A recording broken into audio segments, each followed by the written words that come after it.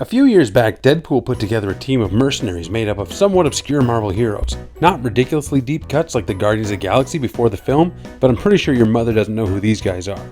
They were briefly the heroes for hire, and they consisted of Deadpool, Terror, Solo, Slapstick, Madcap, Foolkiller, and Stingray, all dressing up as Deadpool to pull off jobs. They later became known as the Mercs for money, and would eventually welcome both Massacre and Scott Adsit to the team. I'm not going to talk about those two. This is just a quick video to tell you about who was on Deadpool's obscure mercenary team. Starting with the oldest from a publication standpoint is Stingray. Walter Neville was an engineer and an oceanographer who was created by Bill Everett and Roy Thomas for Tales to Astonish number 95 in 1967. He was a Namor side character who showed up pretty frequently alongside the Submariner before donning his own awesome as hell looking costume using the codename Stingray in Submariner number 19, 1969. Then over the years he popped up in the Hulk, the Defenders, Fantastic Four, and others. He married Tiger Shark's sister and even got tied up in the Armor Wars. He eventually began overseeing something called the Hydro Base, and from there became loosely affiliated with the Avengers, because they were based on Hydro Base for a while. He was present through Civil War and through the Initiative. Basically, he's been around since near the beginning of the Marvel Age of Comics, but never really got elevated to the level that I feel he deserves. Foolkiller would be next. Greg Salinger was the second of 4 Foolkillers. He debuted in Omega the Unknown number 9 in 1977, created by Steve Gerber, Mary Skrenas, and Jim Mooney.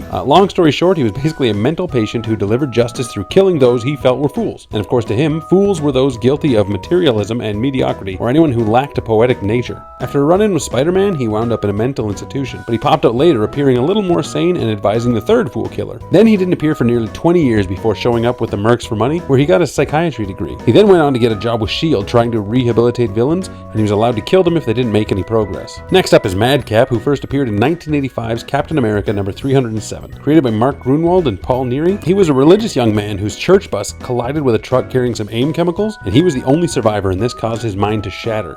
That, coupled with his new ability to heal from almost anything instantaneously and induce insanity in others, made him a viable threat for any heroes he would actually come into conflict with, which included Wolverine, Daredevil, Power Pack, Ghost Rider. The guy's been in every corner of the Marvel Universe. And you remember when Deadpool had 2 inner voices? We cannot fly. Well, it is good to have dreams. Dreams, yes. Delusions? No! Yeah, the other one was Madcap. Thor hit them both with lightning and reduced them to ash, and then they healed together. In 1986, the world of comics was changed forever. DC was reshaping their entire universe after Crisis on Infinite Earths and redefining how comics were written with Watchmen and Dark Knight Returns. And Marvel introduced us to Solo. David Michelinie and, Mark Silvestri? They debuted this guy in Web of Spider-Man number 19, and honestly, Solo is so underrated. He's a master of hand-to-hand combat, he's an expert marksman who worked as a bodyguard and a counterterrorism operative, and he has limited teleportation abilities. He showed up a lot in Spider-Man comics, and he had his own miniseries in 1994, and in 2018, when Disney announced a Solo movie, I was so excited.